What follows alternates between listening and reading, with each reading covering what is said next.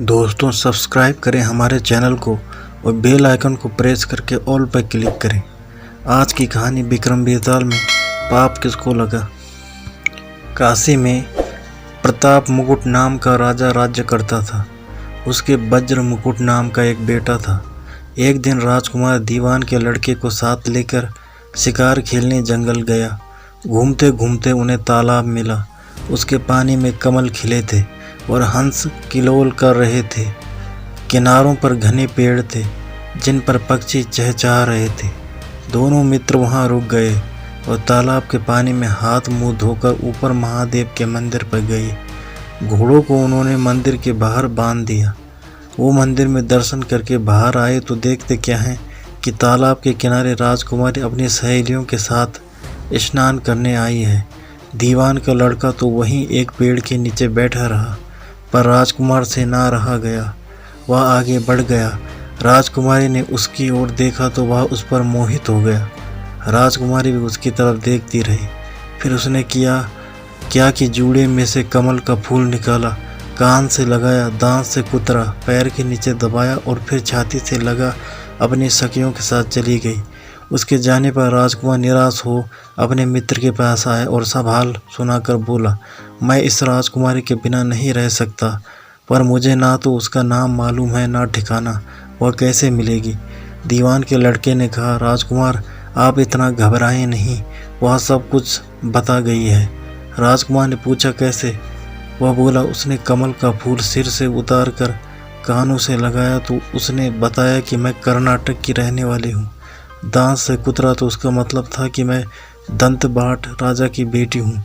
पाँव से दबाने का अर्थ था कि मेरा नाम पद्मावती है। और छाती से लगाकर उसने बताया कि तुम मेरे दिल में बस गए हो। इतना सुनना था कि राजकुमार खुशी से फूल उठा। बोला, अब मुझे कर्नाटक देश में ले चलो। दोनों मित्र वहाँ से चल दिए।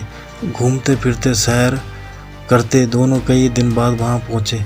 राजा के महल के पास गए तो एक बुढ़िया अपने द्वार पर बैठी चरखा काटती मिली। उसके पास जाकर दोनों घोड़े से उतर पड़े और बोले, माई हम सौदागर हैं, हमारा सामान पीछे आ रहा है, हमें रहने को थोड़ी जगह दे दो। उनकी शक्ल सूरत देखकर और बात सुनकर बुढ़िया के मन में ममता उमड़ आई। बोली, बेटा तुम्हारा घर है, जब तक जी में आए रहो। दोनों वहीं ठहर गए। दीवान के बेटे ने उससे पूछा, माई तुम क्या करती हो, तुम्हारे घर में कौन कौन है, तुम्हारी गुजर कैसे होती है।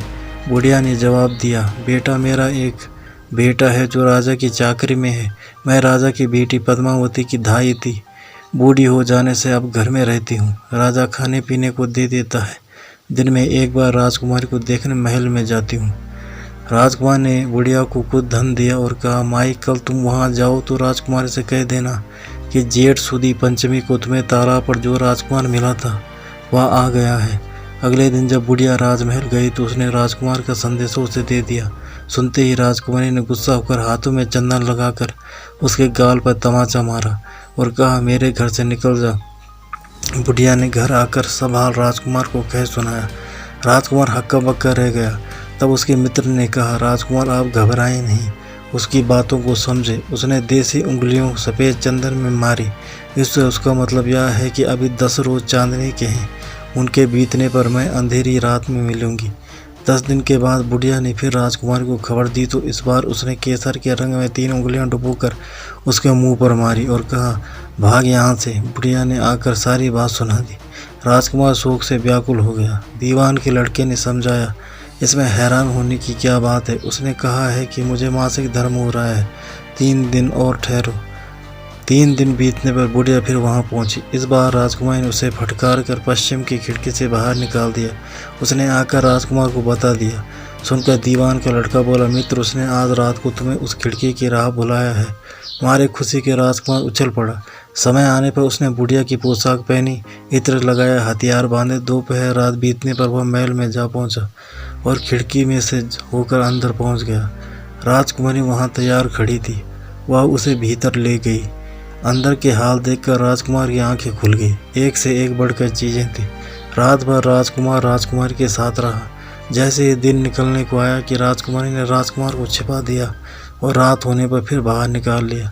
इस तरह कई दिन बीत गए। अचानक एक दिन राजकुमार को अपने मित्र की याद आई। उसे चिंता हुई कि पता नहीं उसका क्या हुआ होगा। उदास देखकर राजकुमारी ने कारण पूछा तो उसने बता दिया। बोला, वह मेरा बड़ा प्यारा दोस्त है, बड़ा चतुर है, उसकी होशियारी ही से तो तुम मुझे मिल पाई हो। राजकुमारी ने कहा, मैं उसके लिए बढ़िया बढ़िया भोजन बनवाती हूँ, तुम उसे खिलाकर तसल्ली देकर लौट आना। खाना साथ में लेकर राजकुमार अपने मित्र के पास पहुंचा। वह महीने भर से मिले नहीं थे। राजकुमार ने मिलने पर सारा हाल सुनाकर कहा कि राजकुमारी को मैंने तुम्हारी चतुराई की सारी बातें बता दी हैं, तभी तो उसने यह भोजन बनाकर भेजा है। दीवान का लड़का सोच में पड़ गया। उसने कहा, यह तुमने अच्छा नहीं किया। राजकुमारी समझ गई कि जब तक मैं हूँ वह तुम्हें अपने बस में नहीं रख सकती, इसलिए उसने इस खाने में जहर मिलाकर भेजा है। यह कहकर दीवान के लड़के ने थाली में से एक लड्डू उठाकर कुत्ते के आगे डाल दिया। खाते ही कुत्ते मार गया। राजकुमार को बड़ा बुरा लगा। उसने कहा, ऐसी स्त्री से भगवान बचाए, मैं अब उसके पास नहीं जाऊंगा। दीवान का बेटा बोला, नहीं, अब ऐसा उपाय करना चाहिए जिससे हम उसे घर ले चलें। आज रात को तुम वहां जाओ। जब राजकुमारी सो जाए तो उसकी बाएं जांघ पर त्रिशूल का निशान बनाकर उसके गहने लेकर चले आना। राजकुमार ने ऐसा ही किया। उसके आने पर दीवान का बेटा उसे साथ ले योगी का भेष बना मरघट में जा बैठा और राजकुमार से कहा कि तुम ये गहने लेकर बाजार में बेच आओ। कोई पकड़े तो कह देना कि मेरे गुरु के पास चलो और उसे यहाँ ले आना। राजकुमार गहने लेकर शहर गया और महल के पास एक सुनार को उन्हें दिखाया। देखते ही सुनार ने उन्हें पहचान लिया और कोतवाल के पास ले गया। कोतवाल ने पूछा तो उसने कह दिया कि ये मेरे गुरु ने मुझे दिए हैं। गुरु भी पकड़वा लिया गया। सब राजा के सामने पहुंचे। राजा ने पूछा, योगी महाराज जी, गहने आपको कहाँ से मिले? योगी बने दीवान के बेटे ने कहा, महाराज, मैं मसान में काली चौदस को डाकिनी मंत्र सिद्ध कर रहा था कि डाकिनी आई, मैंने उसके गहने उतार लिए और उसकी बाएं जांघ में त्रिशूल का निशान बना लिया। इतना सुनकर राजा महल में गया और उसने रानी से कहा कि पद्मावती की बाएं जांघ पर देखो कि त्रिशूल का निशान तो नहीं बना है। रानी ने देखा तो था। राजा को बड़ा दुख हुआ। बाहर आकर वह योगी को एक और ले जाकर बोला, महाराज, धर्मशास्त्र में खोटी स्त्रियों के लिए क्या दंड है? योगी ने जवाब दिया, राजन, ब्राह्मण, गौ, स्त्री, लड़का और अपने आश्रम में रहने वाले से कोई खोटा काम हो जाए तो उसे देश निकाला दे देना चाहिए। यह सुनकर राजा ने पद्मावती को डोली में बिठाकर जंगल में छुड़वा दिया। राजकुमार और दीवान का बेटा तो ताक में बैठे ही थे। राजकुमारी को अकेले पकड़ साथ ले आने पर नगर में लौट आए और आनंद से रहने लगी। इतनी बात सुनाकर बेताल बोला, बताओ राजन, यह बताओ कि पाप किसको लगा है? राजा ने कहा, पाप तो राजा को लगा। दीवान के बेटे ने अपने स्वामी का काम किया। कोतवाल ने राजा को कहना माना और राजकुमार ने अपना मनोरथ सिद्ध किया। राजा ने पाप किया जो बिना विचारे उसे देश निकाला दे दिया।